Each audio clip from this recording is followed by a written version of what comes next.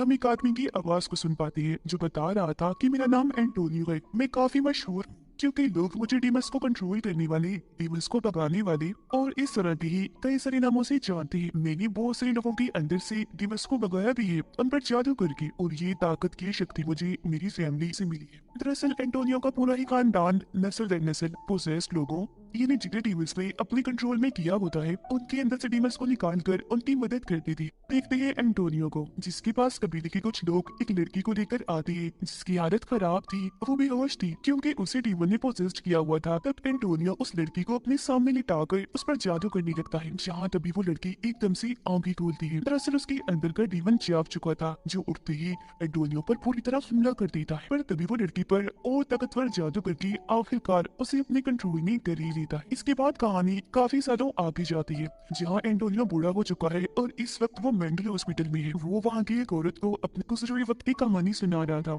जिस पर हैरत से वो औरत पूछती है, क्या पहले बहुत सारे डीमंस हुआ करती थी जिन्हें तुम भगाने का काम करती थी? तब एंटोनियो कहता है कि वो सब लीजेंड्स थी, यानी डीमंस का एक ग्रुप जिसमें बहुत सारे डीमंस थे जो सबकी सब खतरनाक थी। तभी इधर एक डॉक्टर आकर एंटोनियो को अपने साथ ले जाता है। हमें पता चलता है कि वो यहाँ मेंटल हॉस्पिटल में इसलिए है क्योंकि गलती से उसके हाथों किसी का खून हो गया था। पुलिस को छानबीन करने पर उसके घर से ढेर सारा जादू और डीमंस को भगाने का सामान मिला, जिससे पुलिस को लगा कि शायद उसका ज़हनी तवाज़ुन खराब है। इसलिए उन्होंने एंटोनियो को मेंटल हॉस्पिटल में भेज दिया ताकि उसके दिमाग का इलाज हो सके। यहाँ पर वो अपना टाइम गुजारने के लिए बाकी के मरीजों को अपने पास्ट की कहानियां सुनाया करता था। साथ ही थोड़ा एंजॉयमेंट के लिए यहाँ जो ड्रामास हुआ करती थी उनकी कहानियां भी वो लिखता रहता था। और फिर ऐसे एक दिन वो ड्रामा के डायरेक्टर को कहता है कि डीमंस को भगाने वाला इंसान कभी भी डीमंस की आंखों में नहीं देख सकता, क्योंकि ऐसे करने से उसकी शक्तियां कमजोर होने लगेंगी और डीमन ताकतवर होता जाएगा। अब उसके दोस्त जो मरीज थी कहते हैं कि हम बोर हो रहे हैं, चलो आज हमें और कहानियां सुनाओ अपनी पास्ट की।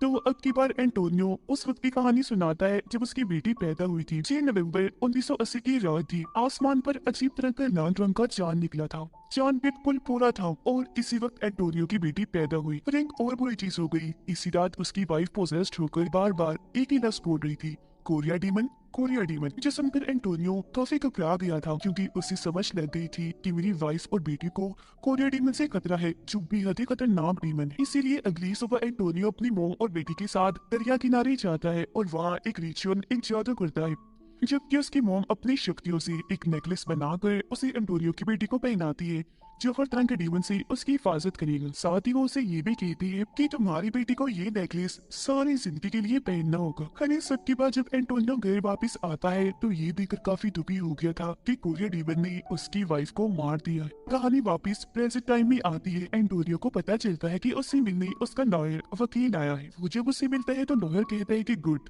बहुत खूब, तुम बहुत अच्छा काम कर रही हो, ऐसे ही शांत बर्ताव रखो क्योंकि ऐसे करने से तुम्हारा ही फायदा है, तुम्हें जल्दी से इस मेंटल हॉस्पिटल से छुट्टी मिल जाएगी। लेकिन एंटोनियो को टीवी पर चल रही खबर से पता चलता है कि जब उसकी बेटी पैदा हुई थी, जब रेड मून निकला था, बिल्कुल वैसे ही रेड मून फिर से दिखने वाला है। इसके बाद अब एंटोनियो की बेटी को देखते हैं, जो अब काफी बड़ी हो गई थी और एक कंपनी में जॉब करती थी। फिर रात को जब वो सो रही थी तो उसे अपने पास किसी डीमन का एहसास होता है, जो धीरे धीरे करके उसके पास आ रहा था, जिस आहट से उसकी आंख खुल जाती है और उसे अपने सामने एक डीमन देख भी जाता है। पर हैरत, वो बिल्कुल भी नहीं डरती, ऐसे ही नॉर्मल होते हुए वो लाइट जलाती है। पर डीमन वहाँ से गायब हो गया था। अब यहाँ उसकी बेटी ने डीमन को देखकर कोई एक्सप्रेशन यानी तासुरात इसलिए नहीं दिए क्योंकि ये डीमंस वगैरह उसके लिए नई चीज नहीं थी, मतलब कि बचपन से ही वो ये सब कुछ देखती आ रही थी। फिर इसके बाद अगले दिन एंटोनियो से मिलने एक लड़की आती है जिसका नाम क्लियर था। क्लियर के जरिए एंटोनियो को अपनी मॉम का मैसेज मिलता है, जिसमें वो कहती है कि इस रेड मून वाली रात को कोरिया डीमन तुम्हारी बेटी को सेक्रीफाइस कुर्बान करेगा, यानी उसकी बलि देगा। तो अब उसे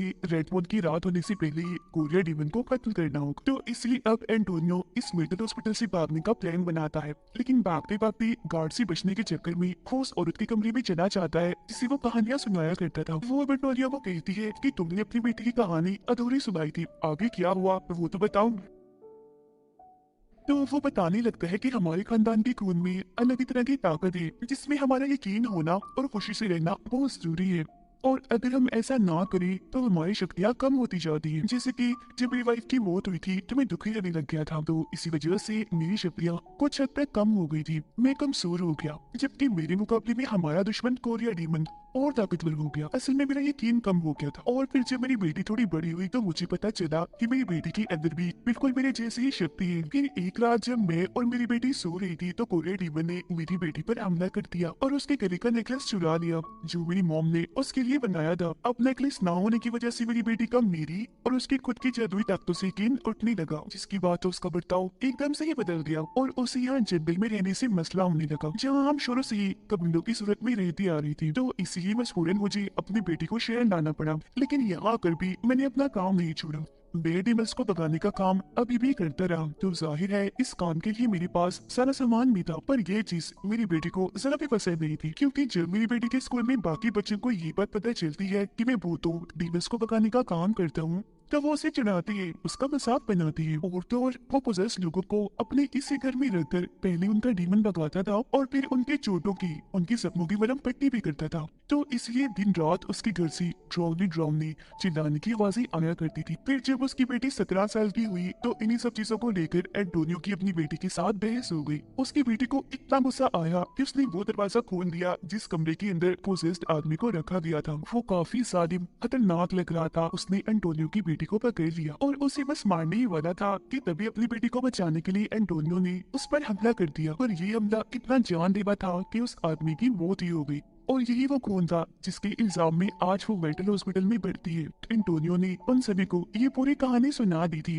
और अब वो हॉस्पिटल से निकलने में कामयाब हो ही जाता है। बाहर गाड़ी में क्लियर उसकी मदद करने उसे लेने के लिए आई थी, जो पहले भी एंटोनियो की मॉम का मैसेज लेकर आई थी। अब क्लियर उसे एक होटल में लेकर जाती है और उसे अपनी आगे का सारा प्लान समझाती है कि अगर आप अपनी बेटी के साथ अच्छे ताल्लुक बनाना चाहते हैं तो सबसे पहले आपको एक अच्छा डैड बन के उसका भरोसा जीतना होगा। यानी कि तुम्हारी बेटी हमेशा से जैसा नॉर्मल डैड चाहती थी आपको वैसा बनना होगा। और अगर ऐसा करके एक बार तुमने अपनी बेटी का भरोसा जीत लिया तो फिर तुम जादू करके कोरियर डीमन से लड़कर उसका खात्मा कर सकते हो और उसे उसके प्लान में नाकाम कर सकते हो। इतना कहकर क्लियर उन्हें एक मोबाइल देती है, ये कहते हुए कि अगर मुझे बुलाना हो, मेरी जरूरत हो तो फौरन मुझे कॉल कर देना, मैं आ जाऊंगी। और वहां से चली जाती है। अब अगले दिन एंटोनियो उसी मोबाइल के जरिए कॉल करने की कोशिश करता है, पर कॉल उसे हो ही नहीं पाती क्योंकि टच मोबाइल उसे इस्तेमाल करने ही नहीं आ रहा था। यहाँ तक कि उसे पासवर्ड तक नहीं खुलता। तो अब इसीलिए वो अपनी बेटी से मिलने के लिए उसके ऑफिस से चला जाता है, पर उसकी बेटी ना तो उससे मिलती है बल्कि मेंटल हॉस्पिटल में कॉल कर देती है कि आकर मेरे डैड को यहाँ से ले जाए। और अब इससे पहले कि हॉस्पिटल वाले यहाँ आकर एंटोनियो को अपने साथ ले जाते, वो पहले ही वहाँ से निकलकर वापस होटल में आ जाता है और अब वो कोरियर डीमन को मारने वाला सारा सामान तैयार करने लगता है। अपनी बेटी से मिलने के लिए एंटोनियो अगले दिन दोबारा से उसके ऑफिस जाता है, जहाँ अब की बार वो बाकी वर्कर्स पर अपना जादू करता है, जिससे वो एक साथ उठकर वहाँ से बाहर चली जाती है। सिवाय उसकी बेटी की वो अकेली यहाँ बैठी रहती है। वो अब भी अपने डैड से नहीं मिलना चाह रही थी, उनसे दूर भाग रही थी। वो उनसे इतना डरने लगती है कि उसका ख्याल था कि कहीं मेरे डैड मुझे ही ना मारते। लेकिन यहाँ उसके डैड धीरे धीरे करके आगे आते हैं और उसे कोरियर डीमन के बारे में सब बताने लगती है। डीमंस का इरादा था कि वो शैतान को यानी बुराई को लोगों की बलि देकर उसे इस दुनियावी लाएगी, जिससे यहाँ हर तरफ उनका ही रंज। पर अभी भी वो इतना डरी हुई थी कि उन्हें चुप रहने का, यहाँ से जाने का कहती है। वो कुछ भी सुनने को तैयार ही नहीं थी। तो इसीलिए एंटोनियो दुखी होती हुई वापस होटल में आ जाता है, जहाँ पर क्लियर पहले से उसका इंतजार कर रही थी। एंटोनियो उसको बताता है कि अगर मेरी बेटी खुद को जान जाए, यानी उसे खुद ही एहसास हो जाए कि वो क्या है और उसके खून में कितनी शक्ति ताकत है, तो कोरियर डीमन की ताकतें अपने आप ही कम हो जाएंगी। वो कमजोर से कमजोर होता चला जाएगा। बस मेरी बेटी को इस सब पर यकीन करने की जरूरत है। खैर अब क्लियर उसे अपनी हिफाजत करने के लिए एक होली वाटर की बोतल देती है, जो डीमन से लड़ने में उसके काम आएगा और इसकी हिफाजत करेगा, और खुद यहाँ से चली जाती है।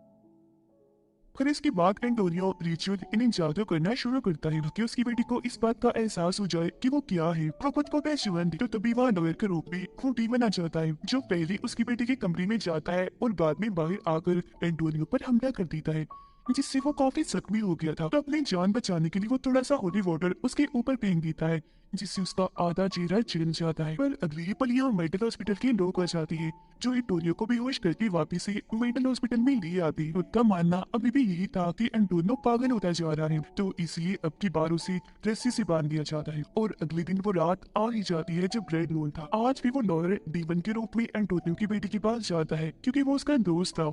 वो उस पर हमला करके बेहोश कर देता है और फिर उसे सेक्रीफाइस करने वाला काला जादू करना शुरू करता है। उधर हॉस्पिटल की एक नर्स जब एंटोनियो का सामान चेक करती है तो उनमें से उसे होली वाटर भी मिल जाता है, जिसे वो शरबत समझ के पी जाती है। उसकी ऐसा करते ही वो बदलने लगती है जैसे कोई क्रीचर डीमन बन रही है और उसे भी किसी ने पोसेस्ड कर लिया हो। वो काफी डरावनी लग रही थी, चीख रही थी, चिल्ला रही थी, पूरे हॉस्पिटल में घूमने लगती है, जिसे देखकर हॉस्पिटल की सारे लोग काफी डर जाते हैं और अपनी जान बचाने के लिए इधर उधर भागने लगती है, जिससे वहां भगदड़ मच जाती है। वो औरत सीधा जाती है एंटोनियो के कमरे में। वो रस्सी से बंधा हुआ था तो आजाद होने में उसकी मदद करती है। इसी दौरान यहाँ क्लियर भी आ चुकी थी, जो एंटोनियो को अपने साथ लेकर सीधा उसकी बेटी के घर पहुंचती है। उधर एंटोनियो की बेटी पर उसका दोस्त यानी लॉयर सेक्रीफाइस वाला जादू कर रहा था, जिस बीच उसकी बेटी को होश आ जाती है और वो अपने दोस्त जिसे डीमन ने पोजेस्ट किया हुआ था पेट में चाकू घुसा देती है और वहाँ से भागकर छत पर आकर छुप जाती है। जिसकी थोड़ी देर के बाद वहाँ एंटोनियो और क्लियर भी आ जाती है, हथियार अपने साथ लेकर। पर मौका देकर कोरिया डीमन पीछे से आता है और क्लियर पर हमला करके उसे जख्मी कर देता है। जिसके बाद एंटोनियो के पास कोरिया डीमन उसकी वाइफ के रूप में आता है और उसे जज्बाती बातें करके अपने जान पे फंसाने की कोशिश करने लगता है, ताकि मौका पाकर वो एंटोनियो को भी मार दे। पर तभी इधर आ जाती है उसकी बेटी, जो अपने डेड की जान बचाती है, क्योंकि वो खुद को पहचान चुकी थी और सारा सच भी उसे पता चल चुका था। और अब ठीक मौका पाकर एंटोनियो उस कोरिया डीमन के सीने में अपना ही बनाया हुआ जादुई खंजर को साथ देता है, जिससे अब जाकर आखिरकार उस डीमन का खात्मा हो पाता है। फिर एंटोनियो खंजर से उस डीमन का पेट भी काट देता है।